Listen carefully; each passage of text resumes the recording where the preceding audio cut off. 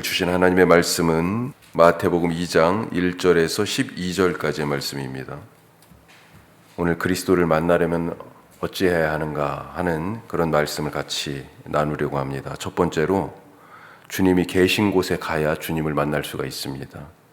예루살렘과 헤롯 대왕이 사는 이 왕궁에 큰 소란이 있었다라고 오늘 말씀이 말하고 있습니다. 동방으로부터 온 점성술사들, 박사라고 표현되어 있는데 이 점성술가들이 왕의 탄생을 갑자기 찾아와서 물었기 때문에 그렇습니다. 아마도 이들은 별을 따라서 길을 떠나왔는데 무슨 이유인지 몰라도 어느 순간 이 별의 행방을 잃어버린 것 같습니다.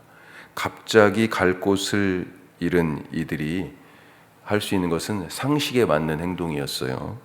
지금 자기들이 와 있는 곳이 유대 땅이니까 이 땅에 왕이 어디에 사는가? 그 사는 예루살렘에 간 거였고, 예루살렘 중에서도 왕궁이 이들의 목적지가 된 것이었다. 그렇게 생각이 됩니다. 자, 1절 끝에 보면 그래서 동방으로부터 박사들이 예루살렘에 이르러 이렇게 되어 있습니다. 예루살렘에 와서 사람들에게 묻죠. 2절 말씀, 그 묻는 내용이 나옵니다. 유대인의 왕으로 나시니가 어디 계시냐? 우리가 동방에서 그의 별을 보고 그에게 경배하러 왔노라. 사실 이 사람들은요, 예수님을 유대인의 왕 정도로 사실은 생각한 것 같아요. 하여튼 동방에서 온 이 점성술사들의 말은 예루살렘을 술렁이게 했고, 아니 못 보던 사람들이 와가지고 왕이 어디 나셨냐고 하니까 이 술렁거리던 소문이 곧장 헤롯의 귀에 들어갔습니다. 자, 그런데 왕이 어디에 있습니까? 세상의 왕은 왕궁에 있지만 하나님께서 보내신 메시아 그리스도, 이 그리스도가 우리가 알다시피 기름을 부었다, 기름 부음을 받은 자라는 뜻이잖아요. 왕입니다. 왕. 하나님 나라의 왕은, 하나님 나라의 메시아는, 하나님이 보내신 구원자는 사람이 지은 집에 계시지 않는다는 것입니다. 동방에서 온 이 사람들은 그들이 찾는 왕을 그래서 만날 수가 없었습니다. 번지수를 잘못 찾은 것입니다. 신앙은 하나님을 찾는 것입니다. 하나님이 계신 곳에 나아가는 것입니다. 자, 그러면 온 세상을 통치할 진정한 왕은 어디에 계십니까?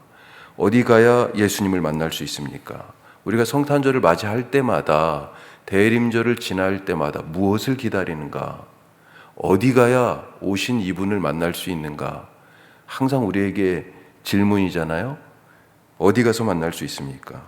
우리가 알다시피 예수님은 시골 동네 베들레헴의 마구간에 오셨습니다.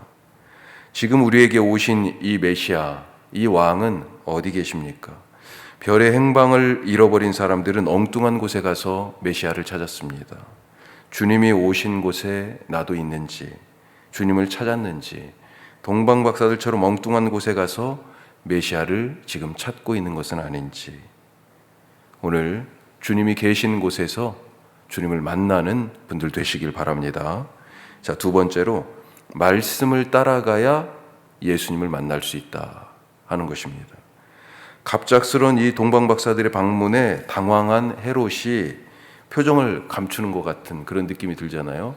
싹 얼굴을 바꾸고 표정을 감추고 감정을 숙이고 대제사장과 서기관들에게 묻습니다. 메시아가, 그리스도가 어디에서 나겠느냐? 헤롯은 유대인이 아닙니다. 몰라요, 잘 말씀을. 헤롯이 모르는 건 당연한 거죠, 사실. 성경을 모르는데 대제사장과 서기관들, 헤롯의 질문을 받고 곧바로 대답을 합니다. 유대 땅 베들레헴이다.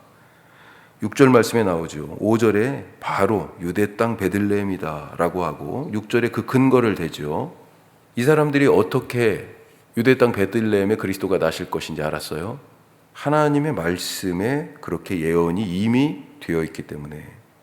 대제사장과 서기관들은 알고 있었습니다. 이미.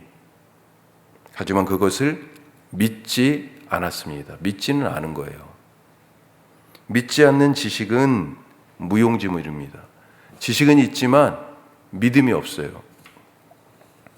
믿음은 산도 옮긴다. 그렇게 말씀하고 있지 않아요? 주님이. 믿으면 산이 옮겨져요. 그런데 지금 이들이 지식으로 그치고 믿음으로 나아가지 않았기 때문에 어때요? 이 알고 있는 지식이 아무런 힘이 없는 것입니다. 능력이 없어요. 믿지 않으니까 그리스도가 오셨지만 만날 수가 없습니다.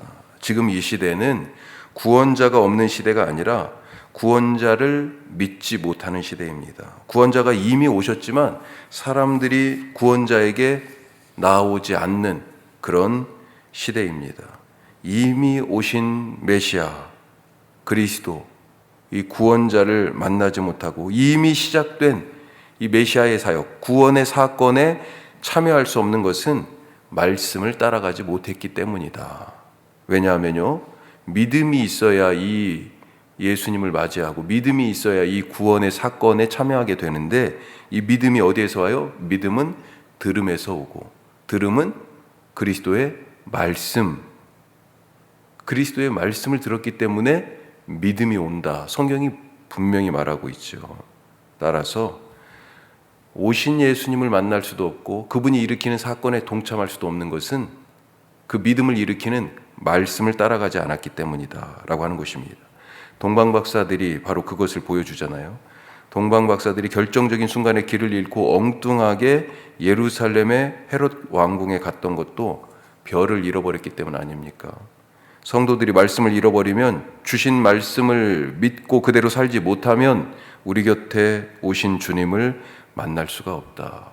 은혜가 내 삶의 보석처럼, 만나처럼 오늘 아침에도 내려졌지만 그 은혜를 먹으며 누리며 살아갈 수가 없다 하는 거죠. 이 어둠의 시대에 말씀의 별빛을 따라 가실 수 있길 바랍니다. 거기에 구원자가 있습니다. 세 번째로, 깨어 있어서 주님을 맞이하자. 예루살렘이나 헤롯의 왕궁에 소란이 일었던 것은 동방박사들의 방문이 너무도 갑작스러웠기 때문 아닐까요? 아무런 준비가 이 사람들 되어 있지 않습니다. 아무런 징조도 없었잖아요. 예상하지 못했습니다.